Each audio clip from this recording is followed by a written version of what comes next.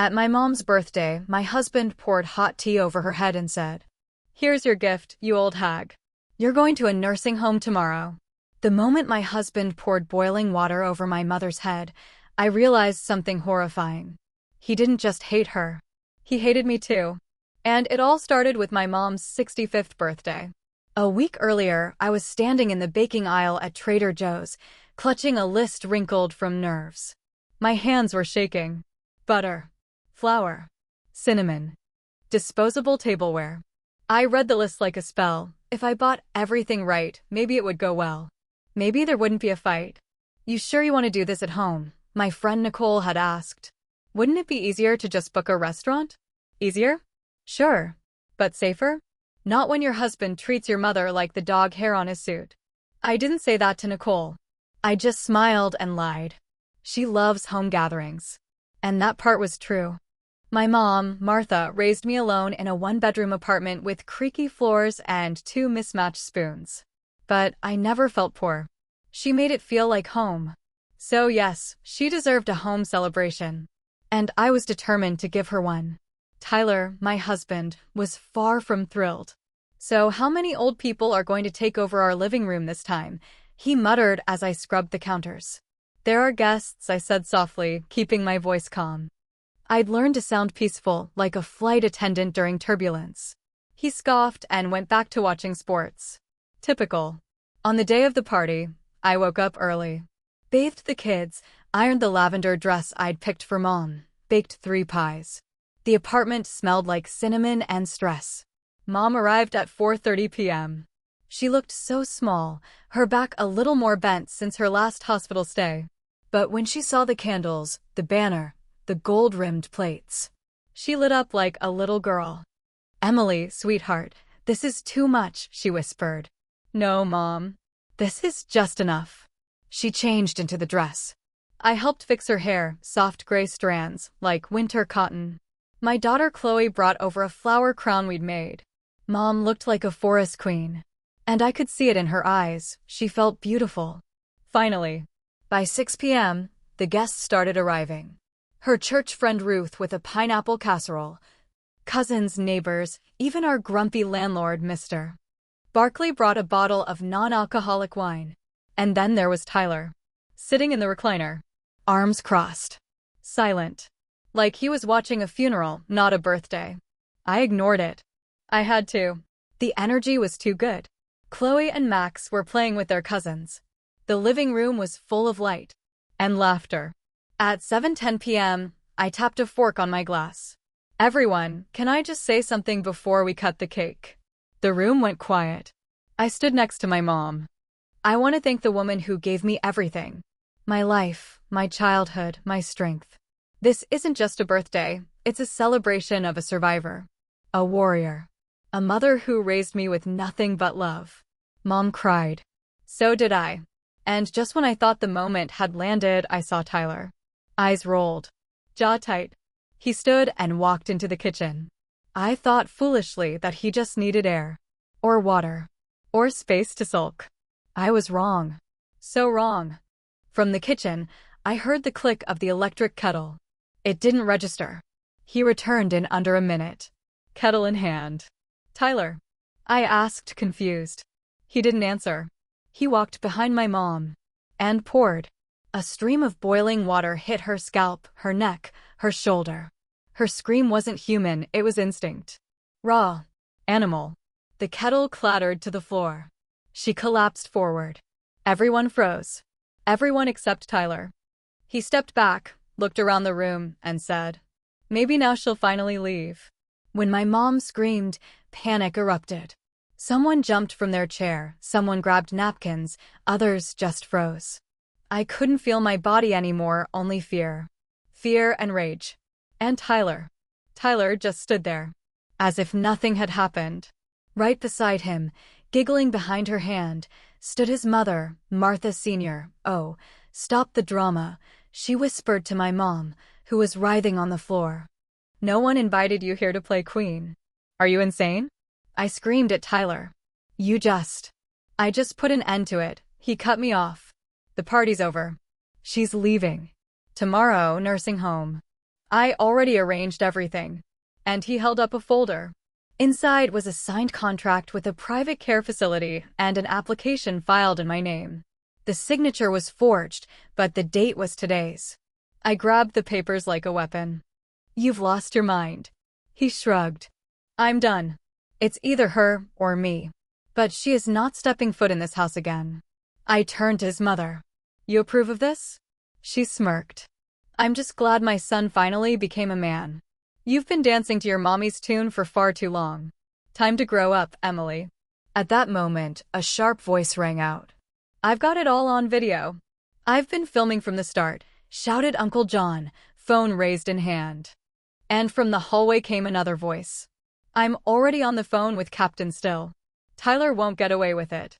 It was Gladys, our downstairs neighbor. A retired investigator.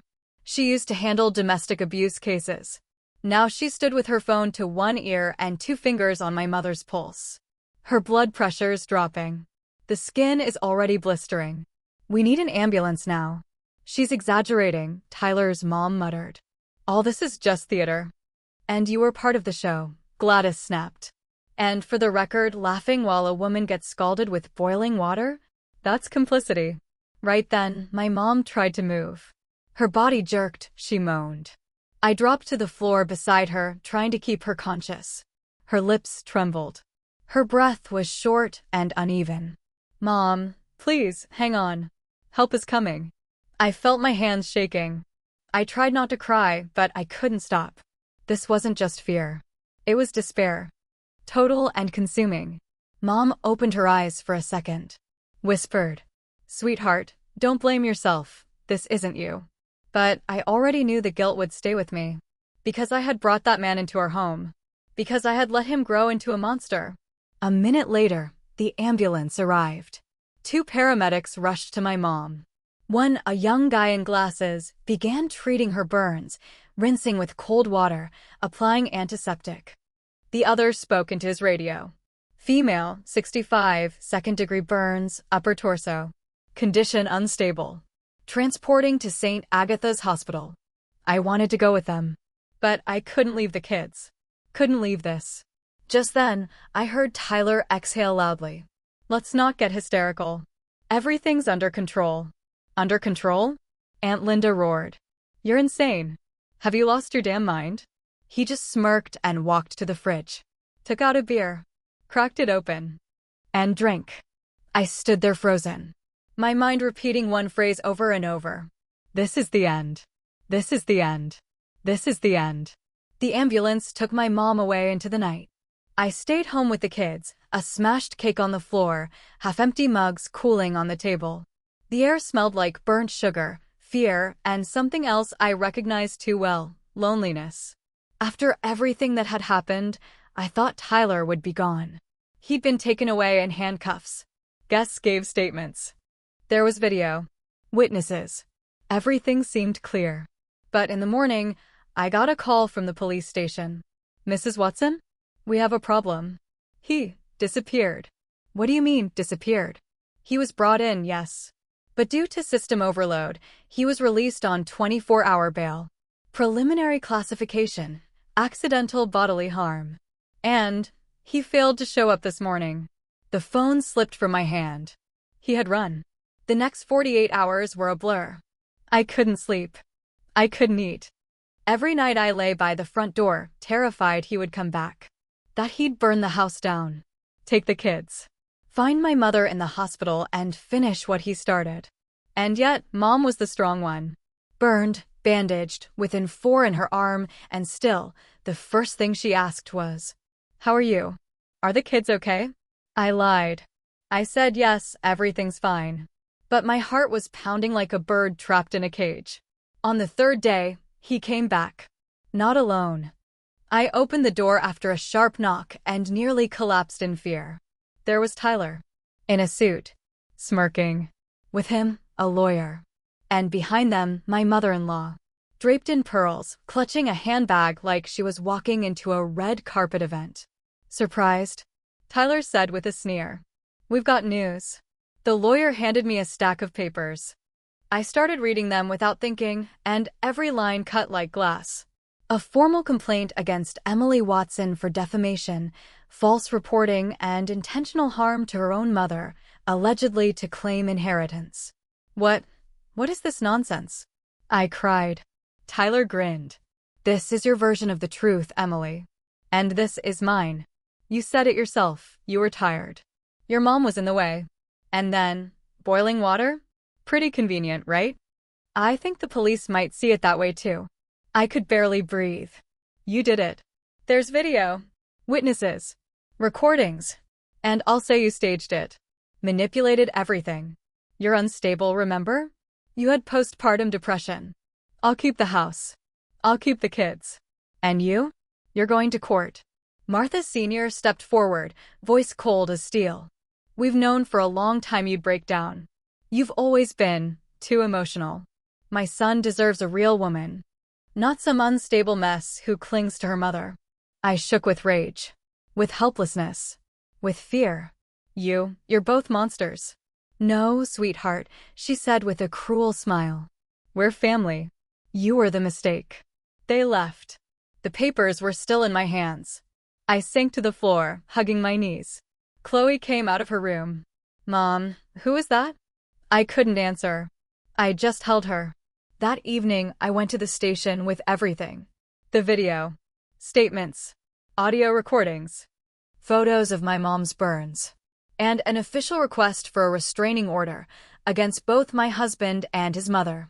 The officer on duty whistled when he saw the folder. They really tried to turn this around on you? With this video? Yes, I whispered.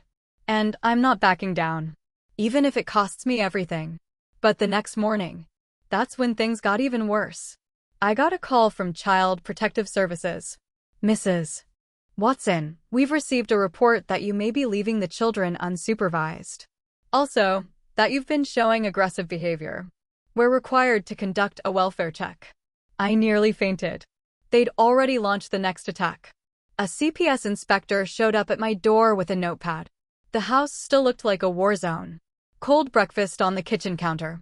The kids watching cartoons in their pajamas. We just want to make sure the children are safe, the inspector said.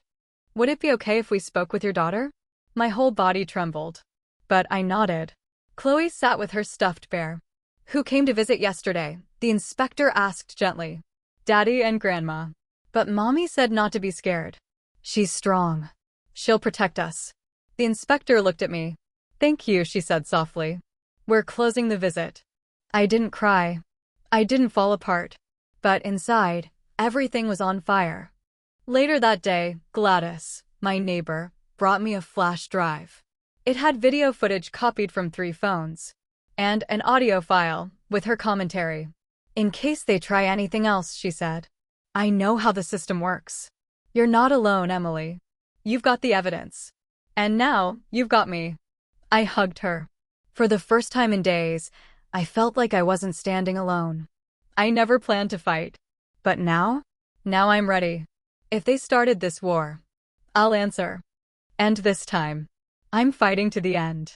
After the child services visit, the threats, the legal filings, and the public attempts to paint me as a monster, I realized one thing.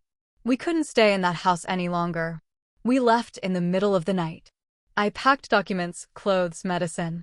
Checked my mom out of the hospital with a signed agreement for continued outpatient care. The kids didn't ask where we were going, they knew. This was an escape. Kara took us in. We used to work together. She was the systems admin at a startup where I handled customer support. Then she quit. Then disappeared. Now she lived in a trailer outside Portland, near a rural backroad. Satellite Wi-Fi. A generator. An old pickup. And surprisingly good coffee. You didn't come to me by accident, Kara said after I explained what had happened. I need him to stop pretending he's harmless. I need the world to see who he really is. Kara smirked. Well then, let's take a closer look at the man behind the mask. Kara had her own methods. Some weren't exactly legal, but I didn't care. She had connections, passwords, access. Her laptop was her weapon. By day 3 of digging, she slammed the laptop shut. Her face went cold and hard as stone. You're not the only one. What do you mean? He already had a wife. In Arizona. Jane McLaren. Married in 2012. No official divorce. She just disappeared. My stomach turned. What do you mean, disappeared? Last trace of her in a bank record, 2016. After that, nothing. I found an old article. Tyler told police she fell into depression and left town. The case was closed. You think he? Kara looked at me grimly. I think we need to find her. A week later, through a women's support forum for abuse survivors, we found her. Name, Lauren. She'd changed her name, ID city. Lived under new documents. I wrote to her. A long message. Carefully worded. 2 days later, she agreed to meet. A cafe in Eugene. Even 3 hours into the drive, my hands were still shaking. Lauren was younger than I expected. Short, blunt haircut. No makeup. She watched me like a soldier, clear, focused. You're his wife, she asked immediately. Almost not anymore, I said. She nodded and wordlessly placed her phone in front of me. On screen, a video. Tyler. Screaming. Breaking furniture. Throwing plates. And Lauren off camera, breathing hard. I recorded this the last night I was with him, she said quietly. I thought, if something happened to me, at least there'd be proof. I looked at her. Why didn't you report it? I tried. His mother's a nurse. She told them I was unstable. No evidence. Sound familiar? I nodded. Too familiar. Lauren looked down. Then I found out he'd moved on. To you. And I thought, maybe he changed. Maybe not all men stay angry forever. But they always go back to who they are, I said softly. She nodded. I'll help you. I still have things, photos, statements, letters he sent. He threatened me. You can prove it now. That night, I didn't sleep. Kara and I sat up in the trailer. Mom slept in the recliner. The kids curled up in sleeping bags. And we were building the file. Flash drives. Screenshots. Letters. Documents. Lauren's testimony. Kara looked me straight in the eye. With this, we can go to court. The police. The media. And we will, I said. But first, I want them to feel the fear I lived with. Kara raised an eyebrow. Revenge. Not just that. A warning. Found him, Kara said, turning her laptop screen toward me. I saw the line. Banco de Nueva Suiza. Balance, $427,839. 92-inch. What is this? Offshore account. Old.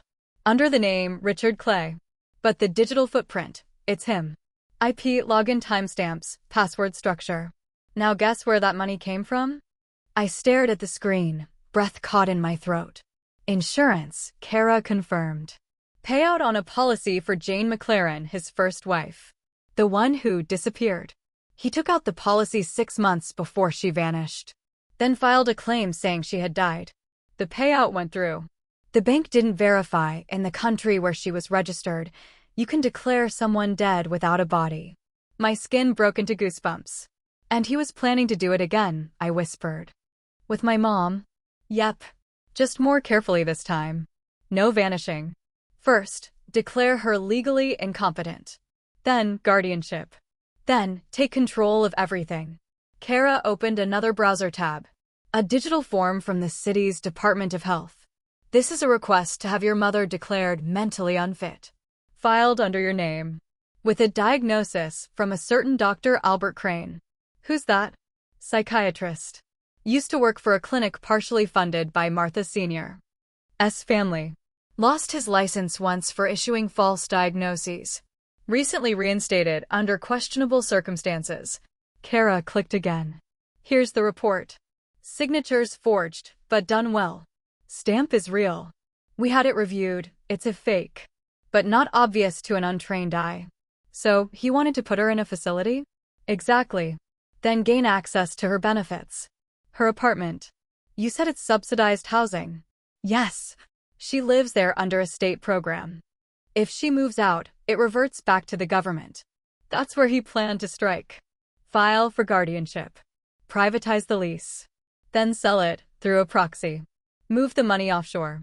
He already had everything ready, contacts, authorizations, shell deals. What about me?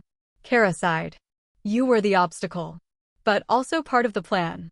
He wanted to use you as the official guardian. Then accuse you of financial abuse. You'd be under investigation, and he'd walk away clean. And rich. My fists clenched. That's a federal crime. Yes, if we can prove it. I sat down. Slowly. Pulled the laptop toward me. Are you sure it's him? Kara looked at me with cold, controlled fury. 100%. Only he uses this password pattern. Only he logged in from your Wi-Fi on those dates. Only he has this motive. And only he is calculated enough to plan something like this. Later, I looked at my mother's face. Her burns were healing, but her eyes still held fear. I told her everything. She was silent for a moment. Then said, Sweetheart, I always knew he didn't like me. But this, it's not just dislike. He's dangerous. Mom nodded slowly. I survived the burns. I'll survive this too. Just promise me you'll see it through. I promise. That same night, Kara sent an anonymous leak to a journalist from a local investigative podcast. We included part of the documents. No names. No photos. Just the structure. Just the facts. 2 days later, an article went live with the headline. Offshores, forgeries, and the shadow of a vanished wife. A family fraud scheme unfolds in Portland.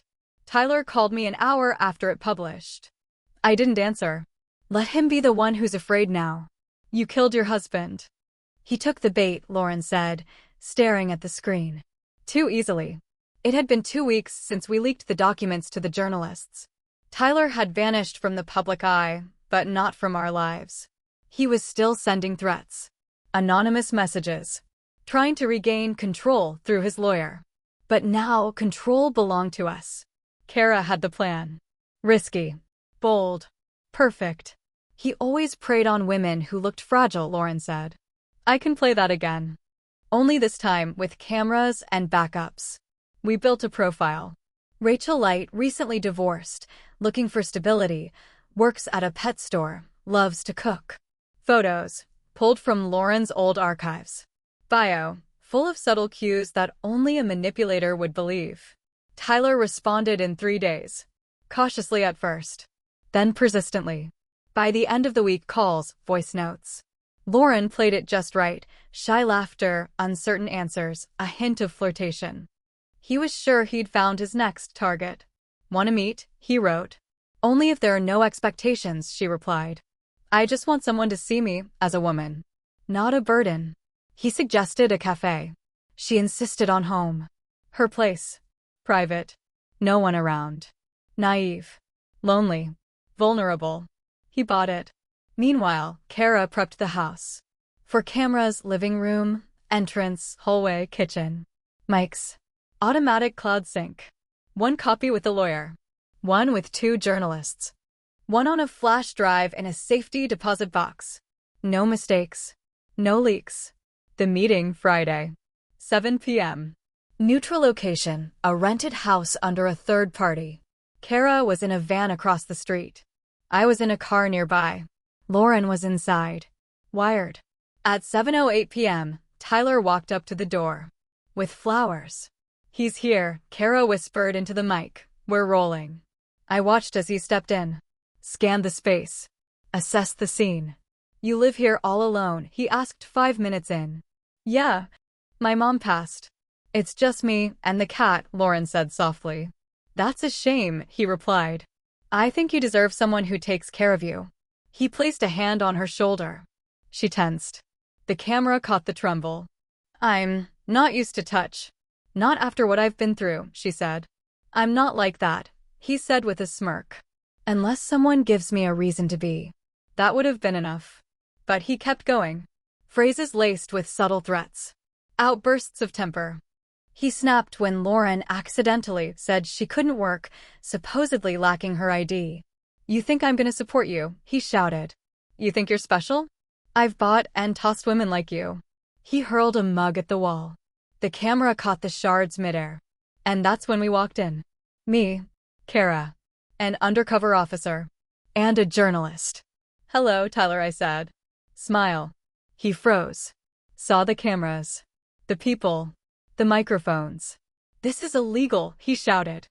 "All under warrant," Kara replied. "The house is monitored. Complaint filed. And now here's your mic." Lauren stood tall. Eyes like steel. "Hi, husband." Surprise. The footage went public the next morning. Kara sent it to 6 media outlets. We attached copies of all the evidence.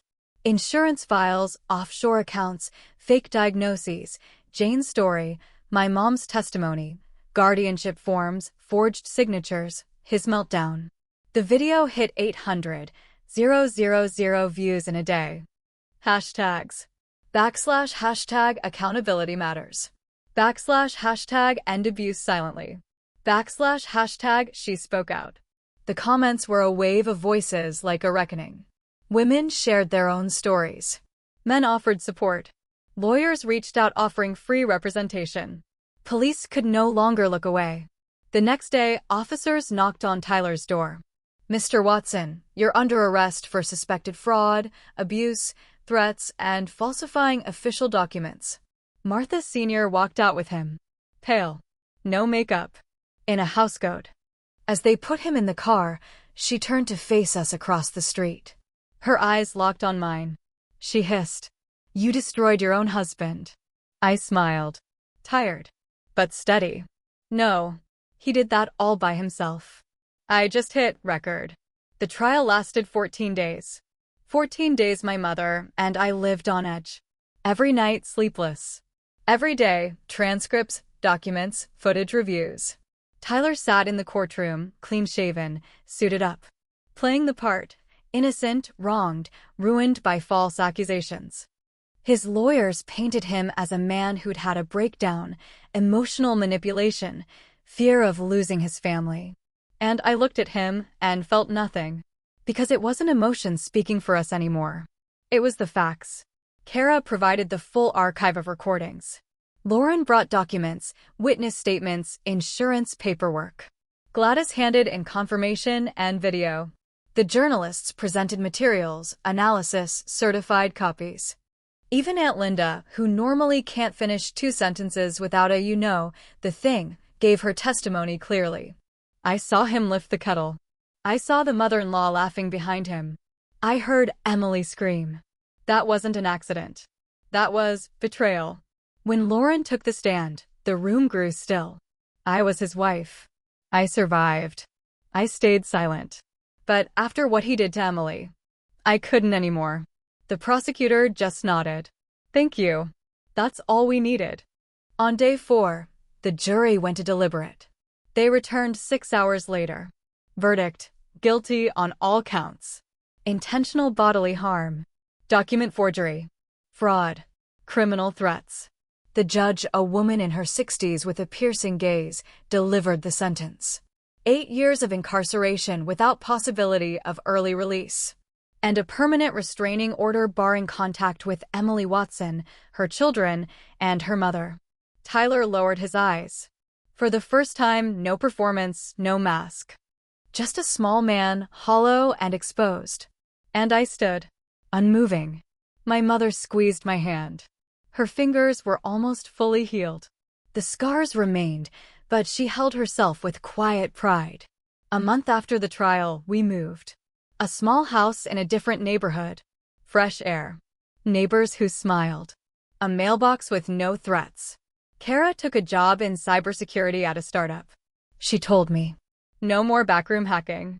I want a stable pension." I laughed. Lauren moved away. New life. New city. New ID. Mom started baking again. Chloe and Max began sleeping through the night. No more crying. No more, "Mom, is he coming back?" And me, for the first time in a long time, I felt like myself again. Not a piece of furniture in someone else's house. Not a target. Not a hysterical woman. But a woman who survived. And protected. One evening, after we'd settled into the new place, we sat down for tea. Mom brought out her homemade buns. The kids were watching cartoons. I looked out the window and said aloud. He poured boiling water on my mother. And I poured the whole internet on him. Mom smirked. That's one way to put it. I nodded. Sometimes, The best revenge is public.